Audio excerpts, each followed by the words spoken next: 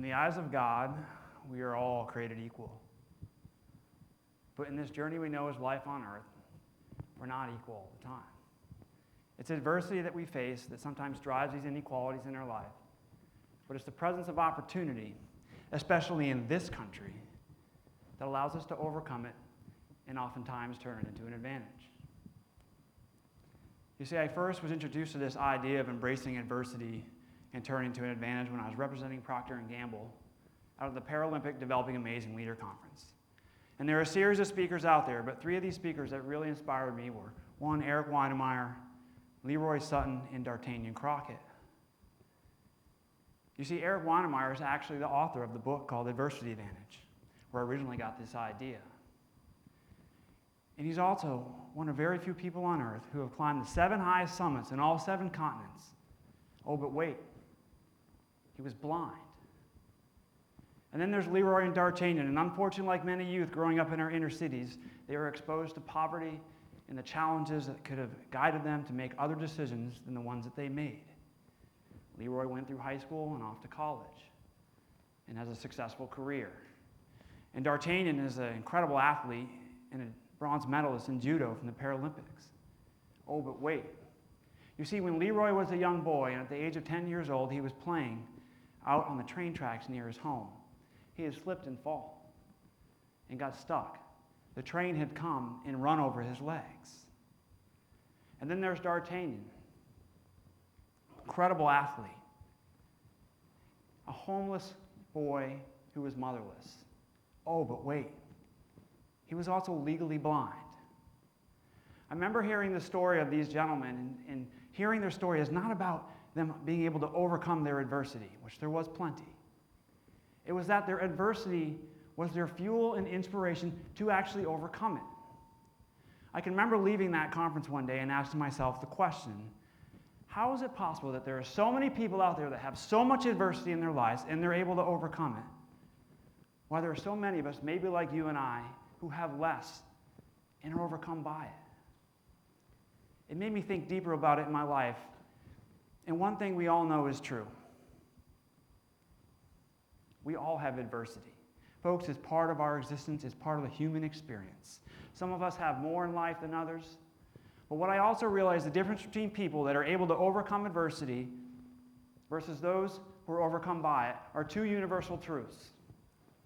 They believe, one, that their life serves a greater cause than themselves, and they believe a set of positive personal values that guides them. You see, when you believe in a cause and you've internalized it, and you may not know what that cause is, but you have no choice but to embrace the adversity along the way and overcome it. And when you have a set of positive personal values in your life that guide you, help you make the decisions in life, the relationships you have or don't have, and everything you do or don't do. But what I also learned is that this intersection, there's this cross-sectional area. And what I define that is that is our individual learnings based off our own experiences that becomes our own personal playbook and how we overcome adversity, turn it into opportunity, and often our advantage. My 4 learnings in life. 1, I believe in life when you're facing adversity, very simple, folks. You're either in or you're out.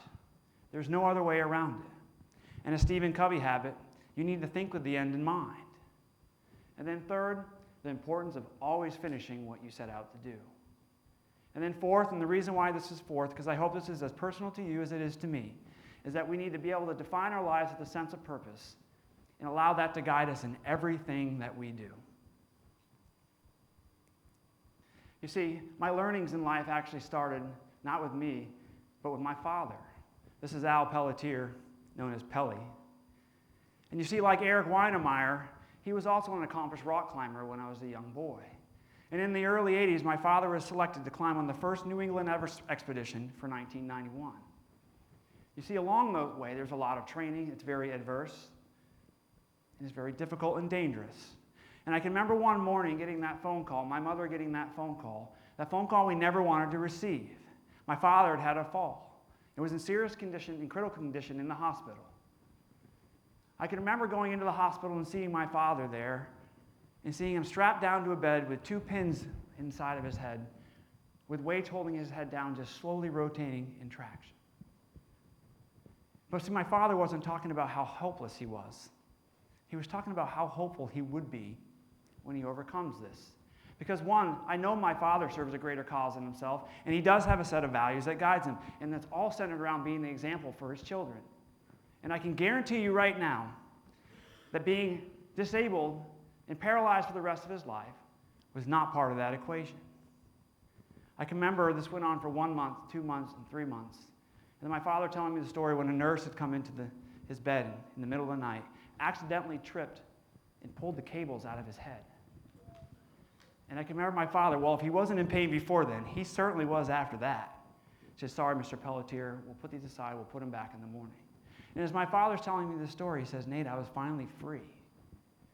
And at that time, I decided that I needed to go all in, Nate, because I'm not accepting that I'm going to be paralyzed for the rest of my life.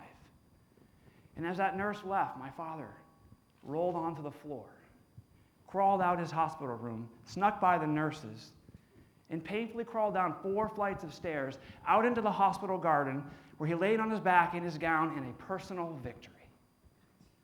You see, of course, the next morning, the nurses and the doctors are just like, where is Mr. Pelletier? Where did he go? And they found him out there laying there peaceful and happy as could be. And they brought him back into his room, and my father telling me, he's like, Nate, I thought the doctors were going to have some choice words for me. When the doctor came in, he said something to the effect, he said, Mr. Pelletier, I do not know what miracle just happened last night. My experience can't explain it. But I'll tell you what, if in 8 days you can get out of this bed and walk to that shower over there, I will discharge you from the hospital. 8 days later, my father was home. And to this day, we talk about whether if he would have decided to go all in that moment, whether he would still be paralyzed or he'd been able to walk. Folks, you got to go all in when you face adversity. 2, the end in mind. You see here, I'm walking across the field my first day at West Point. I'm in the back there, kind of like how I graduated in my class. And as you can imagine, a lot of us are thinking things as we're walking across this field. And I can imagine knowing that this is not just one day that's going to be incredibly adverse in our lives. This is one day followed by a very difficult year known as plebe year, followed by 3 additional years at the academy. Followed by 5 years minimum of service to your nation. This was a 9-year commitment I was making. And as I'm walking across this field, I'm thinking, why am I here? Well, one, West Point serves a greater cause than itself, and I had bought into that. Because it's about training leaders and lieutenants to be Army officers to defend this country against enemies, foreign and domestic. And there's a set of values that I also bought in that day, and that's about training us to be leaders of character. And I can remember thinking about this, that I showed up and I went all in that day. And knowing that there are thousands of people before me that had gone along this journey, that this day was just one day to that end state. And that end state was to be commissioned, just like the rest of my classmates, as second lieutenants in the United States Army. It couldn't have been any more important, because my class, the class of 2003, was the first class that graduated into the war in Iraq. We were glad that at least we know where we're going and that we had a job, unlike most college students. But we didn't all come home. But it was important that we knew our end state, because our nation needed us. Always keep the end in mind. A great Stephen Covey habit. Folks, very simple. The importance of always finishing. You see, in life, there's 2 things when it comes to failure. There's failure to finish, and there's failing and finishing. You see, here I am, about 40 pounds lighter than I am today, graduating from the U.S. Army Ranger School. And if you don't know anything about Ranger School, there are 3 phases, and you have to pass 1 of 2 patrols out on each phase, and there's a lot of series of other things you have to pass as well. And I had passed that first phase. But I'm thinking, why am I here? Well, I want to go to Ranger School because I need to go all in for my soldiers. And I know that that end state for me and why I'm here is because I want that Ranger tab, which is pictured in this picture. And I knew in order to do that, there's a series of things that I have to complete. Therefore, I have no choice but to finish everything I set out to do. And when I was called in that second phase for my second patrol, which usually means you didn't pass your first, it was game time, folks. This was it. And for the next 24 hours, that Ranger instructor pushed me physically, mentally, and emotionally to the point that I was hallucinating and starving. The patrol was not going very well, and he let me know that several times. But I always finished. And I can remember on the final minutes of that patrol, I was running down a hill, and I had 60 pounds of weight in my ruck, and I tripped. And I fell, and everything came out of my rucksack, and I landed running right in front of that Ranger instructor. He says, Ranger Pelletier, looking over me, shaking his head, you are a no-go. You failed this patrol. And knowing perfectly that I had failed, but I did finish. And at best, I'd get a chance to recycle that phase. Maybe I was going home. I remember getting on the choppers to go back to the base to get our evaluations, and I went in to get my evaluation, and the ranger instructor doing this evaluation said, congratulations, Ranger Pelletier, you're moving on to the third and final phase. I said, how is that possible? I just failed my second patrol. He says, well, Ranger Pelletier, you just passed your first. Confused, excited all at the same time, I walked out that door, and that ranger instructor who I'd just been on patrol with was waiting for me. He said, Ranger Pelletier, come here for a second. I knew you passed your first patrol, and I had no intentions of you passing your second. What I wanted to see is if I could make you quit and fail to finish. And when you fail to finish in Ranger School, you get labeled an LOM, and that stands for lack of motivation. That means you're a quitter. And when you get an LOM from Ranger School, you're kicked out and you're never invited back again. But congratulations, Ranger Pelletier, you're moving on. See, folks, that's the idea of why you always need to finish what you set out to do, particularly when overcoming adversity.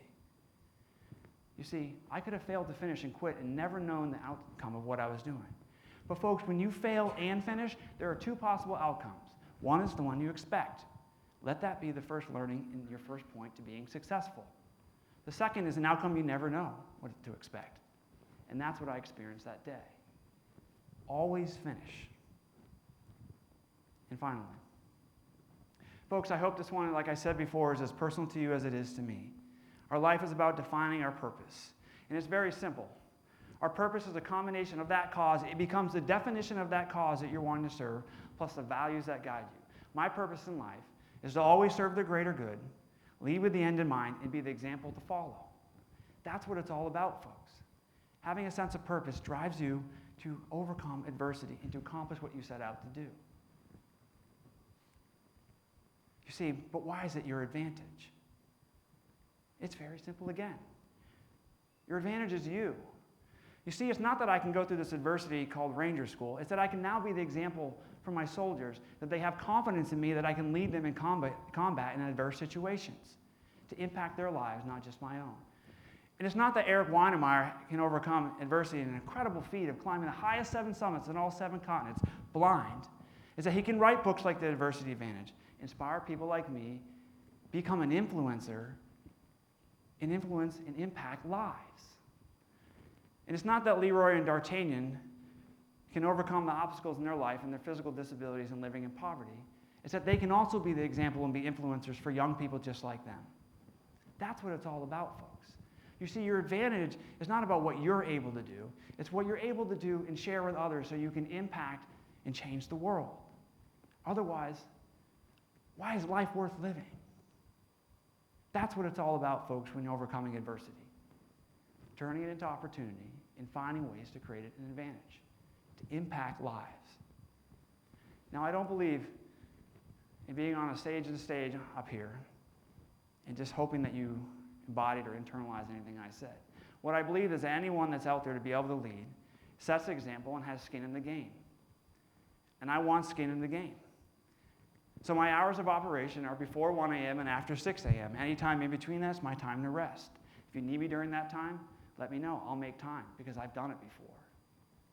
And 2, I need to give credit to 2 other groups. One is my West Point class of 2003. The teamwork, adversity, and support they provided for me on that journey through the academy has allowed me to be here today and the opportunities I have. And second, 1st Platoon, the Woodchucks of Battle Company 369 Armor. This is the platoon I deployed with in combat in 2005. And I wear those names on my wrist of those we didn't bring home. I learned more about overcoming adversity from those men than I'll ever learn from anyone in my life. And then finally, your call to action.